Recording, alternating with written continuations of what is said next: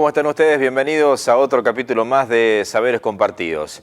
En esta ocasión, un encuentro muy especial con entrevistas muy especiales. Un poco una mezcla de música e historia también. La historia de los Bluekings, este grupo musical de la ciudad de Morteros que surgió en el comienzo de la década del 60. Hoy, la palabra de los entrevistados, integrantes, músicos que todavía están y lo recuerdan. Esperemos que lo disfruten. Mis comienzos con la música tenía 11 años, empecé con Moselo, me enseñó música para tocar un bandoneón. Pasó más o menos 10 meses, me enseñó muy bien lo que es leer música y dejé, porque uno es pequeño y no quiere seguir. Me voy a San Francisco a estudiar en 4 años, bueno, seguí con el bandoneón, con algunos temas.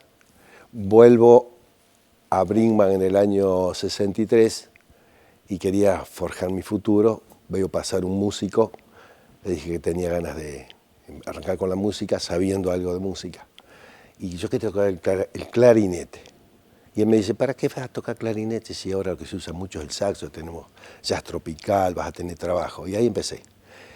En 9 meses, como sabía algo de música, empecé a tocar en un conjunto que se llamaba Ritmos Juveniles de Brinkmann. Después bueno, me conocieron, estuve en los Dados Rojos de Mortero, de ahí pasé a no me acuerdo el nombre ahora, bueno, una orquesta de San Guillermo, Harmony Jazz. Y después, bueno, tocando aquí en el Tiro de Morteros, el Negro Mancilla, que yo no lo conocía, lo veía parado ahí delante del escenario, me estaba escuchando. Cuando bajamos me dice, Chetote, así, ya él ya sabía quién era yo, quiero que vengas a tocar en los Bluekings. Dando el tiempo a los demás, al otro conjunto, que consiguieran a alguien en mi reemplazo. Y bueno, ahí empezamos. Primero entré como uno más, después se hizo una cooperativa para empezar a comprar todos los micrófonos, equipos, las luces negras, que en aquel momento poner luces negras era la bomba, los trajes de lamé, y de vez en cuando nos animábamos a movernos un poco, parecíamos maricones en aquella época, pero bien. Y en esa época todo era caro, uno nunca llegaba a tener un mango de sobra, pero había plazo, no había inflación y lo comprabas, en un año lo terminabas de pagar. Y tampoco era muy rentable tocar, y lo que se nos iba mucho dinero era en los autos. Entonces, bueno, cuando ya manejaba la orquesta Lito Rossini, le pregunté si yo meto un auto, ¿me das el laburo? Sí. Entonces, bueno, y estuve buscándole la vuelta. Yo era muy buen lector, no soy el músico ese que te sabe la música del alma y creas, no. Yo aprendí a leer música, vos lo que me ponías adelante tocaba. Pentagrama, todo. Sí, todo eso. Se me volaba la hoja y a lo mejor se me iba a armar un lío. Me entusiasmé por lo que me dijo el músico este. No, dice, clarinete vas a estar en una banda, me dice, o en algún conjunto muy especial, dice, pero Además me dice que el saxo es mucho más fácil tocar que el clarinete. Son posiciones que vas largando, vas abriendo llaves. Y salió bien. Después, bueno, con el tiempo, compré un camión, no podía atender la música, la estación de servicio del camión, así que dejé. En el año 69 dejé. Pero en esos 4 o 5 años, 65, y sí, 4 o 5 años con ellos, y bueno, haces amistades, un buen grupo de muchachos. Sí, yo me casé en el 73. Hay una anécdota que te puedo contar, tocamos en Brinkmann, y yo estaba tratando de hacerme novio de la actual mujer mía. Y bueno, no era fácil en esa época, no había muchas salidas así que justo en el baile que tocábamos nosotros, es muy difícil hablar con la chica que te gusta. Bueno, como había grabaciones o había otra orquesta, salimos a bailar y en lo mejor de mi posible propuesta de amor, alguien me toca el hombro, me de vuelta Tito Orellana. Tote, vení. Nos robaron la rueda del auto. Tuvimos que ir a la policía. Esa es una anécdota que no se me va a ir jamás. Veías algunas orquestas que eran más, no eran así chabacanas, como decir, bueno, nos juntamos, vamos a tomar algo y hablar del tema. Algunos no se juntaban mucho, pero igual no había problemas. Era mi punto de vista, tampoco me metía mucho, ¿no? El tema era ensayar, los miércoles, ir a tocar sábado y domingo, andar fuerte para manejar el auto bien fuerte de no tener sueño, y después tocar 2 o 3 horas y después volverte donde sea. Había que tener mucho cuidado, o sea, no podías ni tomar. Y a veces algún compañero mío que pudiera manejar que me ayudara. Y estaba justo lo que la juventud quería escuchar. Y pegamos. Siempre se llenaba cuando estábamos nosotros. Y era una orquesta afiatada. Teníamos al director Mansilla, que te escribía para cada uno. Yo creo que hasta conocía tu personalidad. O sea, vos tocabas tranquilo. Y sonaba bien. Sonaba muy lindo la orquesta. Cuando compramos el primer micrófono Shure, vos los conocerás, éramos millonarios. Y nos fue, no sé, 1 mes o 2 meses pagarlo, con lo que juntábamos con la orquesta. Sí, buscábamos siempre mejorar. El tema de las luces negras en aquella época fue algo que impactaba. Teníamos todos trajes de la ME y, viste, te apagan las luces, toda esa historia. Pero bien. Bienvenido a Saberes Compartidos. ¿Cómo estás, Oscar? Gracias, Jorge. Un gusto de estar con vos. Un gusto recibirte. Y un gusto de estar con Diego también, el cámara que nos siguió en toda esta travesía. De recordar aquel grupo tan importante. Qué historia esta, ¿no? A veces uno no toma tanta dimensión, digamos, de la importancia de... En este caso, un aporte cultural muy importante que hizo los Blueskin, por ejemplo, a esta ciudad, ¿no? Sí, justamente. Y le decía a uno de tus compañeros que el contenido del programa, muy importante. Y porque lo veo, descubrí varios individuos que no sabía la profesión que tenían o la actividad. Me sorprendió, realmente muy importante. Por eso digo que los padres a veces se olvidan de contarle a los jóvenes las cosas del pasado. Y ahí es donde están los valores de Morteros. Porque de esto que vamos a hablar, de la orquesta Los Blueskin, fue en un tiempo muy difícil de sostener una orquesta de alrededor de 10 músicos, por ejemplo. Los empresarios tenían mucho compromiso para llevarla adelante. Y te digo, a nivel país sucedía esto. Y eso estaban en Morteros, músicos de primer nivel. Se encargaban de los viáticos, los viajes, comunicarse con los clubes, comunicarse con los representantes, que ya en ese tiempo tenían 3 o 4 representantes que lo vendían en toda la zona. Claro. En Córdoba, por ejemplo, Bazán, San Francisco Pirra, Brinman Quinteros, San Guillermo, toda la zona norte, Telmer Ayala. Y así puedo nombrarte varios que vendían a esa orquesta ya en aquel tiempo. Yo pertenecí, tengo el orgullo, la satisfacción de haber integrado ese gran grupo musical en la segunda etapa. Claro, porque esta banda arranca en la década del 60, ya lo van a cronicar los amigos entrevistados. Exacto. Pero arranca en los 60 y te sumás en la década del 70 vos. Sí, más o menos en el 72, 73, cuando Lito Rossini se dedica a su empresa y deja la empresa de los Blueskin. Porque en definitiva los Blueskin es una marca. Por eso me movió, por pura pasión y respeto a esos colegas que junto con mi padre, me marcaron el camino de la música para toda mi vida, que todavía voy en la banda de música municipal. Con respeto, gente mucho mayor que yo. Yo tenía, ¿cuánto? 14, 15 años. Y ya los iba a escuchar. En la década del 60 eras un espectador, digamos, de los Blues. Exactamente. Ensayaban en Boulevard Belgrano, cuando escuchaba la música iba a verlos. Y ahí ya me entusiasmé.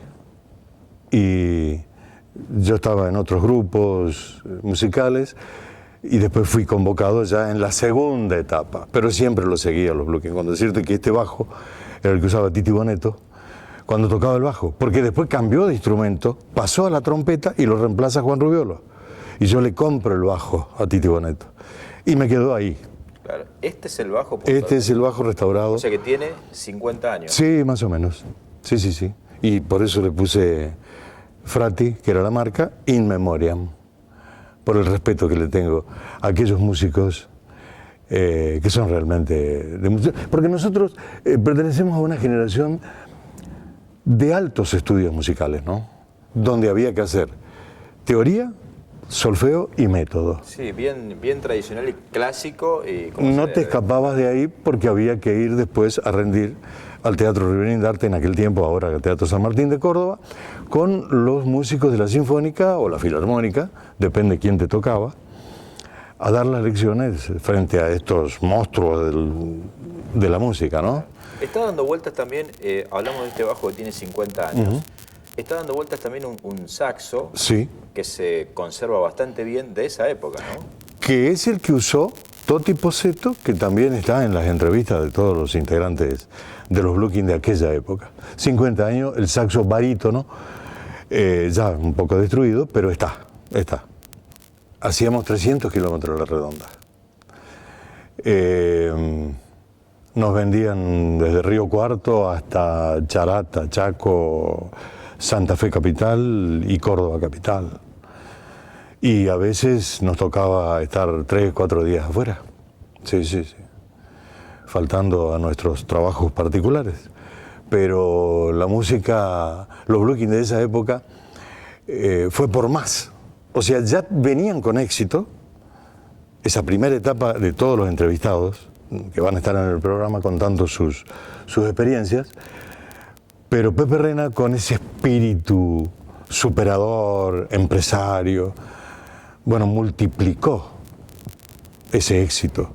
Y llegamos a tocar 3 veces por noche, por ejemplo, en 3 lugares.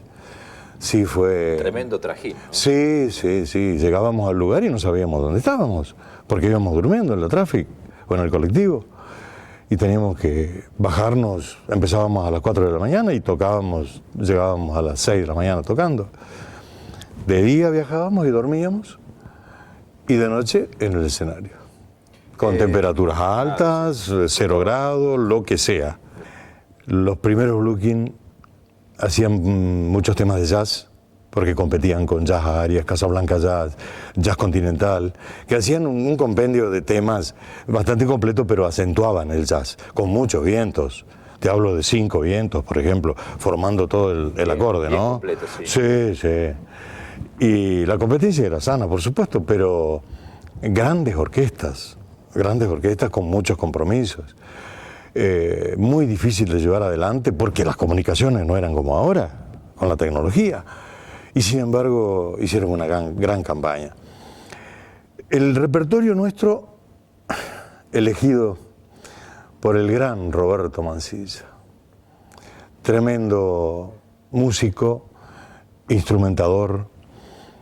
Y él seguía poniendo música y arreglando, ¿no? Sí. Él hacía los arreglos en los dos, con los 60 exactamente, y en los 70 también. Exactamente, sí. Y fue el que me abrió a mí la posibilidad de saber la música a la manera de antes, voy a decir. Porque después surgió otra enseñanza, que no es menor, ¿no? Aparecieron músicos hasta superiores a nosotros. No sé si en conocimiento, pero en ejecución de instrumentos, te puedo asegurar que son superiores a nosotros. Por la manera de tocar. El estudio de la música se hizo más amigable, se hizo más colorido. Lo nuestro fue muy gris, tedioso. Hasta te diría que estábamos en la antesala de la esquizofrenia, porque era... Y nos salvamos del solfeo cantado, ¿no? Porque también había que hacer solfeo cantado. Claro. Porque para cada nota hay una clave. Que era lo por más ejemplo. aburrido, digamos, de la música, en definitiva. La teoría también era bastante pesada. Pero también tiene otro léxico, ¿no? Otra verborragia, por ejemplo, la terminología es ritornello, forte, bueno, toda otra tecnología, otra terminología. Se hablaba diferente para que el director, cuando manejaba la batuta, eso en la banda de música grande, bajaba la batuta o la manejaba, la movía, nosotros interpretemos lo que él quería decir. Y a la vez, él nos transmitía lo que hacía con esa terminología, ¿no es cierto? Hablando de los forte, piano. Sí, hablando de los instrumentos.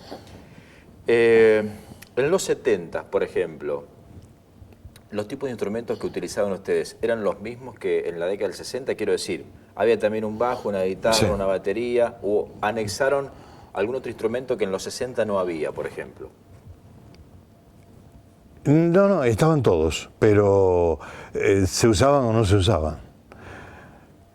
Por ejemplo, a ver qué te digo. En la primera parte, la primera etapa de los Blue Kings se resaltaban los vientos. Y en la segunda etapa había una sola trompeta, Pepe Rena, que Roberto instrumentaba tan bien que ubicaba la trompeta en el lugar correcto y justo. Después, por ejemplo, Sandro Fantone tocaba el contrabajo y después pasó al bajo. Entonces ahí ya tenemos un cambio, por ejemplo. Que yo también usé el bajo que usaba Sandro. Gran músico, gran hombre. Y Jorge en el piano. También. Músicos de alto nivel, por eso te destacaba eso de la diferencia. La partitura te limita mucho. La creación, la creatividad, el dinamismo para tocar. En cambio, los músicos que empiezan ahora tienen más libertad. O sea, improvisan, hacen cosas más difíciles inclusive que nosotros. Pero nosotros teníamos, por ejemplo, armonía, contrapunto, todo muy difícil y se respetaba. A lo mejor los músicos de ahora lo hacen sin saber y nos superan lejos. Yo tenía 27 años cuando me retiré de todos los escenarios, incluso de Grupo Misterio, que lo compartí con ellos, sí, después. O sea, ahí tuve 3 años, sí, más o menos en el 85, dijimos bien. Claro, o sea, más o menos. Es decir, los Blue Kings es un grupo de como mínimo 3 décadas, es decir, 60, claro. 70 y desde el comienzo de los 80. Claro, más o menos. Intercalado, ¿no? Porque antes que lo tome Pepe Rena, ahí se demoró un tiempo entre los ensayos, entre los papeles, porque ya estaba todo reglamentado por Sadaic. Bueno, tener todo al día con la licencia para poder ejecutar el instrumento. Yo tengo la licencia para bajo, pero también toco trombón, en la banda toqué trombón y percusión en general, accesorios y todo. Sí, en cuanto a la cantidad de instrumentos, fue bajando. En los Blue Kings, ¿cuántos éramos? 7 creo, me parece. No tengo la memoria ahora. Pero sí, lo que valía era la instrumentación de Roberto Mancilla, lo vuelvo a repetir, porque es impresionante. Si hay tiempo para una anécdota, te la cuento. Sí, por supuesto. Titi Bonetto fue un hombre envuelto en música. Entonces, la silbaba como correspondía a la música.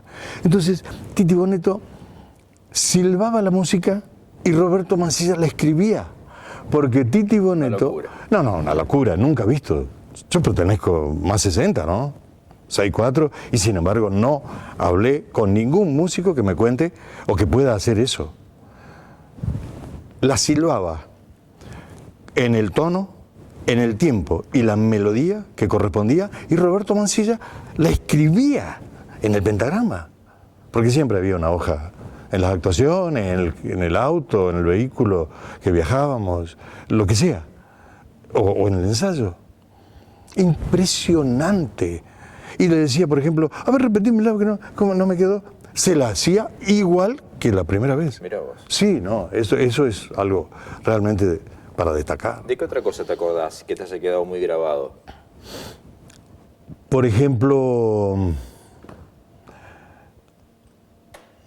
llegar a un lugar que haya una orquesta que recibía las instrumentaciones de Roberto Mancilla. Jazz Arias, por ejemplo.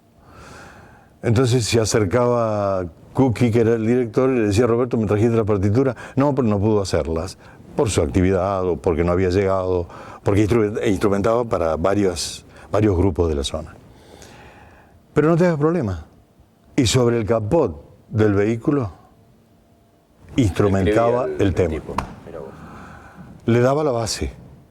Y después con tiempo hacía la matriz, porque el instrumentador hace una matriz para todas las cuerdas. Las cuerdas no son las cuerdas, los instrumentos de cuerda, son los tonos, los instrumentos. O sea, eso en la banda. Pero en las orquestas grandes también se hacía eso. Por lo tanto, de Blue King, Jazz Aria, Casablanca Jazz, Continental, de Voice Combo de San Cristóbal. En la primera etapa de los Blue King llegaban las partituras impresas, preimpresas llegaban de Buenos Aires. Tenían que ajustarse a los tiempos. Buenos Aires el interior. Eso lo hacían, ahí estaba un poco la competencia también. Quién tenía más éxito, quién llegaba primero a hacer el tema. No era tampoco una guerra, pero el que hacía primero el tema mejor salía parado. En cambio, en la segunda etapa era la elección del repertorio el que llegaba primero. Y nosotros tuvimos la suerte de hacer los temas no tan comerciales, porque lamentablemente tuvimos que hacer cover. Teníamos los temas propios que después se llevaron al disco en la segunda etapa, que es el disco que ya te voy a pasar la música. Elegían temas que no eran comunes, muy buenos temas. Mencionábamos antes a Demis Rousseau, por ejemplo. No muchos grupos hacían a Demis Rousseau. Claro. Los Ángeles son Negros. Muy buenos y por ahí es un desperdicio no hacerlos, ¿no? Exactamente. Nosotros nos dábamos el gusto de hacer Nicola Di Bari, por ejemplo. Roberto Mancilla me escribía para el bajo lo mismo que el bajista italiano de Nicola Di Bari. Cantaba René Caluba los temas italianos.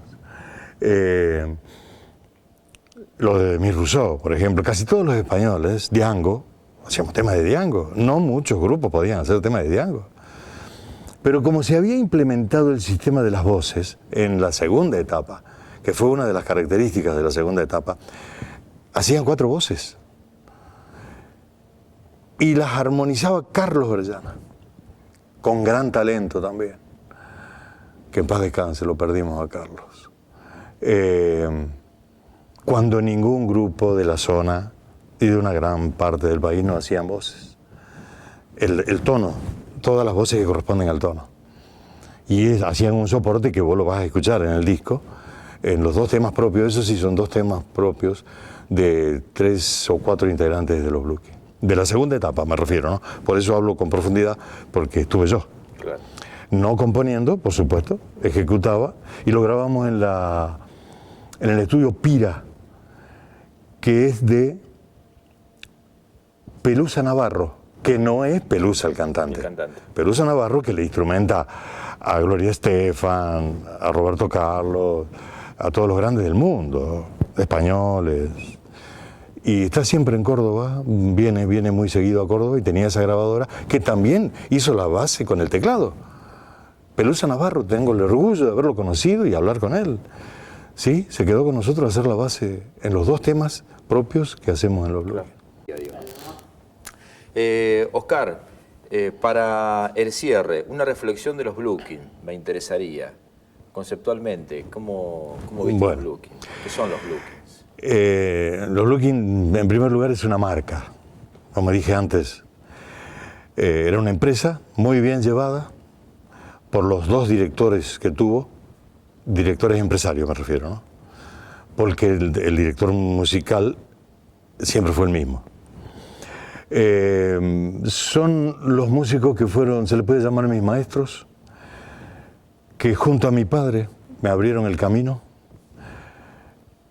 porque los iba a ver y tenía, ¿cuánto? Ingresaba al secundario yo y ya los admiraba a toda esa orquesta, a todos los integrantes, quedé amigo de ellos, de todos los tiempos que pasaron y hasta ahora.